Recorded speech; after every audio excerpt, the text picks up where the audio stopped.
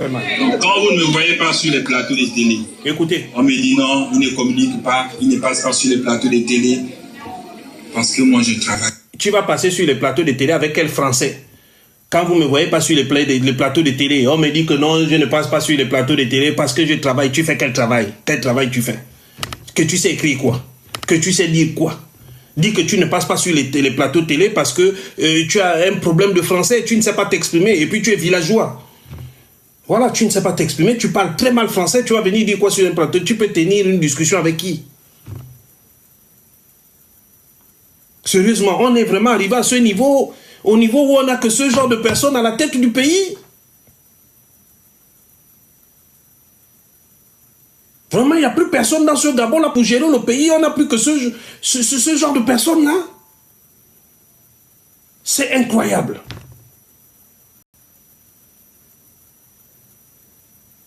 C'est incroyable. Pour vous rendre la dignité. Et même quand je ne passe pas, mon gouvernement s'exprime. Le CTR, il s'exprime. Pourquoi ils veulent que je vienne m'exprimer? Je travaille avec d'autres pour trouver des solutions. Et pour preuve, quand ils parlent de corruption, mais quand nous sommes arrivés le 30 août, il y avait ce qu'on appelait à la présidence, en leur temps, le visa d'opportunité. Vous connaissez le visa d'opportunité? Quand un homme d'affaires arrive pour investir, on l'envoie à la présidence. Quand il vient, ici, il laisse le chèque. C'est pour il met dans la poche. Moi, j'ai annulé ça.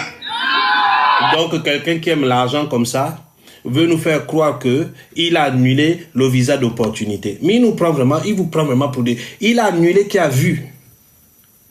Quelqu'un qui aime l'argent comme ça, là. Non, il est extraordinaire, le monsieur. Il est vraiment... Et il brille dans le mensonge. Moi, j'ai annulé. Tu as annulé. On a quelle preuve que tu nous donnes? J'ai annulé ça. C'était l'une des premières mesures. Peut-être qu'ils ont oublié. Je me rappelle. Peut-être qu'ils ont oublié. J'ai eu le visa d'opportunité. On n'en veut plus. Celui qui vient investir, il investit. Il n'y a plus à demander l'argent aux gens sur l'État. En leur temps, ça existe. J'ai dit, la dernière fois quand j'ai fait mon live, j'ai expliqué. Aklombesi avait ramené les caisses du trésor à la présidence de la République. On s'attendait à ce qu'Oligui renvoie les caisses du trésor au trésor public. Pourquoi il les conserve à la présidence? Si tant et si bien que ce que les autres faisaient était mauvais, pourquoi est-ce qu'il persiste dans cette bêtise? C'est lui qui dit qu'il a refusé le visa d'opportunité, c'est-à-dire l'argent que des investisseurs étrangers venaient donner pour investir dans le pays. Il dit qu'il a refusé.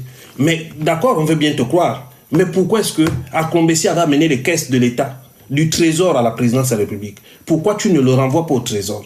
Pour nous montrer ta bonne foi, que tu es très honnête. Mais ce genre-là, ce monsieur, il surfe vraiment sur l'ignorance. Et ce qui est extraordinaire chez lui, c'est qu'il ne se dit pas que sur 2 millions de Gabonais, il y a au moins un qui a quand même les yeux ouverts. Il pense que tout le monde est bête comme je ne sais pas. Je ne sais pas.